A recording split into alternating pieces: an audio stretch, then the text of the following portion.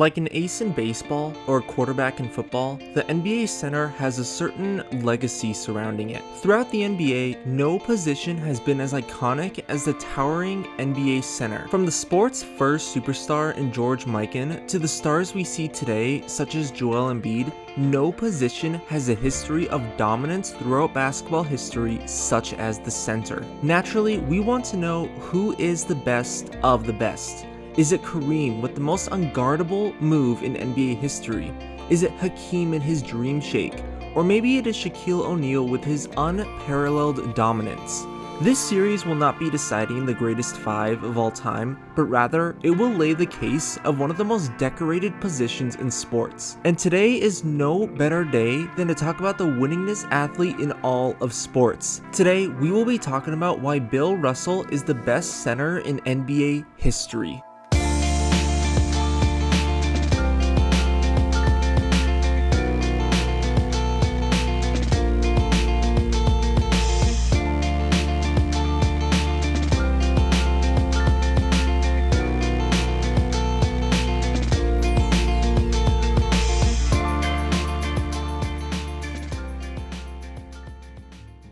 An all-star, an MVP, an NBA champion, a gold medal winner, a presidential medal of freedom. There is simply no accolade that Bill Russell does not possess. But most famously, Russell is dubbed the winningest player not only in basketball, but potentially in all of North American sports. But Russell's story does not start with glamour, fame, and success. Born in West Monroe, Louisiana, Russell at a young age was exposed to brutal racism and segregation within the South. During the Second World War, Russell and his family moved out towards Oakland, California, where his family still struggled. More of a toll was put on Russell as he lost his mother when he was only 12 years old. But Bill was immersed as an athlete at a young age. He was a natural athlete possessing speed, size, and strength. However, in his early years, he lacked his great basketball instinct, coordination, and was cut from his junior high team. And he was nearly cut as a freshman in high school as well. But in his latter years of high school, Russell quickly developed, especially on the defensive end of things. He obsessed over the other teams, developing a keen eye for watching the offense, mimicking their footwork. This allowed him to develop into a tremendous shot blocker, developing a feel for a game and becoming a defensive leader. However, his defense was not enough to get him attention, with one recruiter calling his fundamentals atrocious, noting a serious lack of offense, and with open racism still plaguing the United States, Bill Russell only received a single scholarship offer out of high school. He walked into the University of San Francisco standing 6'7", but was about to be aided by head coach Phil Wolpert, who was best known for both his player development and his ability to look past race on players. Russell's defense continued to develop, and his insane size and speed combination allowed him to rotate and guard the entire court. While his defense gained a note across the country, his offensive game also started to catch up, where as a freshman, Russell averaged nearly 20 points per game. In his 3 years as a basketball player at the University of San Francisco, all Russell saw was success. For someone who did not care for individual achievements, he racked up a long list of them. Russell led USF to the 1955 and 56 NCAA championships and winner of the NCAA tournament Most Outstanding Player. For his career, he averaged 20 points and 20 rebounds per game, and while stat tracking was sparse across his time, he also has an unofficial triple-double consisting of 26 points, 27 rebounds, 20 blocks, and 3 steals, with the late great John Wooden calling him the greatest defensive man he has ever seen. Russell and his future Celtics teammate Casey Jones are also credited with the invention of the alley-oop, which was first documented during the 1955 season. To further demonstrate his athletic ability, Russell dominated in track and field. In 1956, he was ranked as the 7th best high jumper in the entire world. At an AAU meet in California, Russell tied with Charlie Dumas, who would go on to win the gold medal for the United States in high jumping. Russell recorded a 6'9¼ jump. To this day, that is still one of the highest jumps ever recorded. Bill Russell also competed in the 400-meter dash, finishing that at 49.6 seconds. meaning we can transfer that to him running for a quarter mile, averaging 18 miles per hour. Mind you, this man was 6'10". While Russell was one of, if not the best college athlete in the country, this does not mean that he didn't have his own struggles. Russell and his fellow black teammates were still victims of racist treatments of fans and opposing teams throughout the country. After college, Russell was offered to join the Harlem Globetrotters, but declined due to differences with owner and fellow Hall of Famer Abe Saperstein. Russell was drafted with the second pick of the 1956 NBA draft to the St. Louis Hawks, but in arguably the most impactful trade in NBA history, Russell was traded to the Celtics for Ed Macauley, a 7-time All-Star and Hall of Famer, as well as Cliff Hagan, a 6-time All-Star and Hall of Famer. Hagan and Macauley would actually go on to defeat Russell and his Celtics in the 1958 NBA Finals. But the Celtics' 1956 draft class would go on to be one of the most important classes in franchise history, as they also brought in 2 key pieces in Casey Jones and Tom Heinsohn. As a rookie, Bill Russell only played 48 games due to being a part of the United States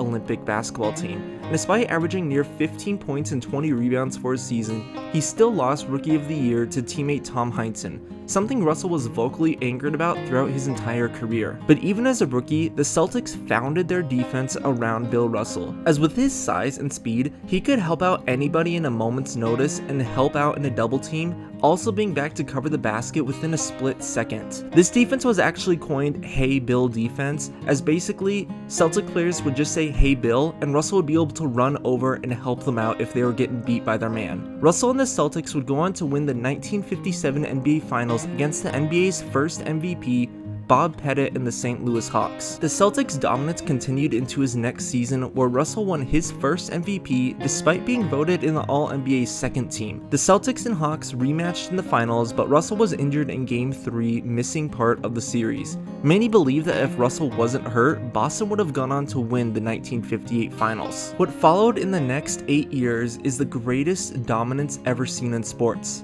where the Boston Celtics would win 8 straight NBA finals, repeatedly defeating the Lakers, Hawks, and even the San Francisco Warriors. During this time, Russell also formed one of the greatest sports rivalries of all time with fellow big man Wilt Chamberlain. From 1960 to 1969, Russell and Chamberlain both won 4 MVPs, with Russell infamously beating out Chamberlain during the 1962 season. This is where Wilt Chamberlain averaged 50 points per game and had his famous 100-point game. Russell and Chamberlain went back and forth, both having many legendary performances against each other. Some may even argue that Chamberlain was the better player, but Russell was the one leading a dynasty. Besides Jones and Heinsohn, Russell was also teammates with Hall of Famers Bob Cousy, Sam Jones, and John Havlicek. In 1967, Bill Russell became the head coach of the Boston Celtics, also making him the first black head coach in NBA history. This season, the Celtics championship streak ended to Chamberlain's 76ers in the Eastern Conference Finals. But Boston will be able to get their revenge next season in the Eastern Conference Finals. However, this series saw a near cancellation due to the murder of Martin Luther King Jr., with majority of the Celtics players being black.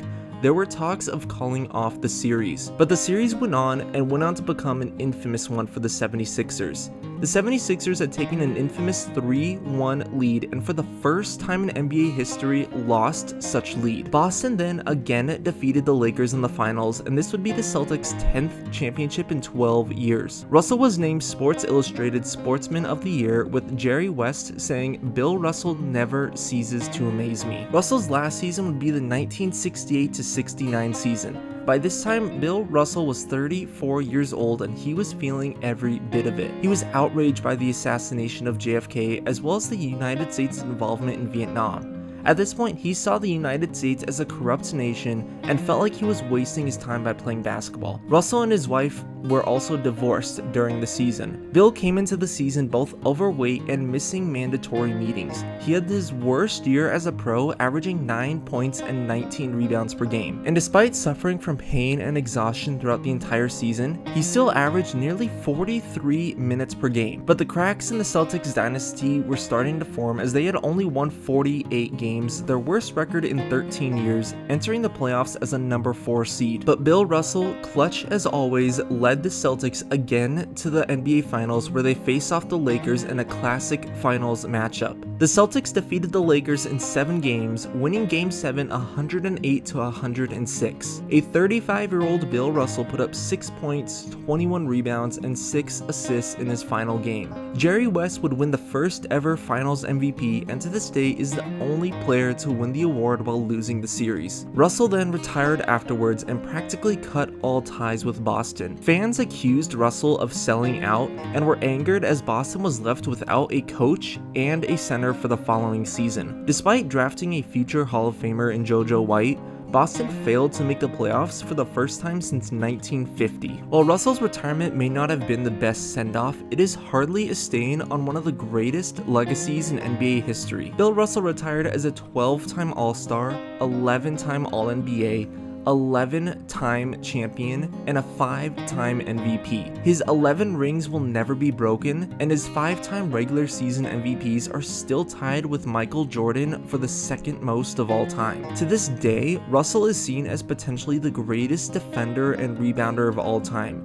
Even now, he sits second all-time in rebounds, just behind Wilt Chamberlain, and he is still the all-time leader in defensive win shares with 133.6. Second place sits Tim Duncan at 106.3. Unfortunately for Russell, block shots were not recorded throughout his career, but estimates have him in his prime nearly blocking 10 shots per game, with Bill Simmons estimating that he has averaged 8 to 15 block shots per game over his entire career. Hakeem Olajuwon is officially the all-time leader with 3,830 blocks, but many experts believe that Russell and Chamberlain could have had well over 4,500 blocks in their entire careers. And while the Finals MVP was not around during Russell's time, it is reasonable to believe that he probably would have been awarded at least 5 or 6 Finals MVPs during the Celtics stretch. After all, the award is named after him. Lastly, the impact Russell had on the court is an impact we still feel today. This was something all the way back in college where the NCAA changed the rules of the sport due to his dominance. Something that only happened to George Mikan and then Lou Alcindor. The NCAA outlawed basket interference and in his junior season widened the paint due to Russell's dominance. Beyond that, in the NBA, he revolutionized defense at the center position. Russell played as an intelligent, high-intensity player who had a unique ability to defend outside the paint. Russell's athletic ability also excelled on the fast break where he would push the pace and get the ball to his teammates up court. This would also help make up for some of his subpar offensive production to where even at his best, he was not much more than an average center. And while it may not be related to what was on the court, I can't talk about Bill Russell without acknowledging his role in civil liberties and social justice. While Earl Lloyd was the first black NBA player in the 1950 season, Bill Russell is widely seen as one of, if not the first black NBA superstar. But much of what he did for civil liberties comes off of the court, whether it be boycotting an exhibition game due to his teammates being refused service, standing up to the KKK, speaking out against the war in Vietnam. Bill Russell stands right next to sports' greatest civil icons like Jim Brown, Kareem Abdul-Jabbar, and Muhammad Ali. Russell had been speaking out against racism before he was even an NBA player, and his actions and legacy have paved the way for athletes today to follow in his footsteps. Russell may not be the most physically imposing center of all time. He may not have dropped 100 points in a game. Hey, he may not even hit 50% of his shots. But Bill Russell is a trailblazer not only for the center position, but for NBA history. His resume and legacy will stand the test of time. He changed the way the center position is played and has a legacy of winning that will be impossible to match. No player in NBA history will ever see the success and build a winning legacy that can match Bill Russell's. Russell is a champion on and off the court, and in my book, has a very strong case for the greatest center of all time.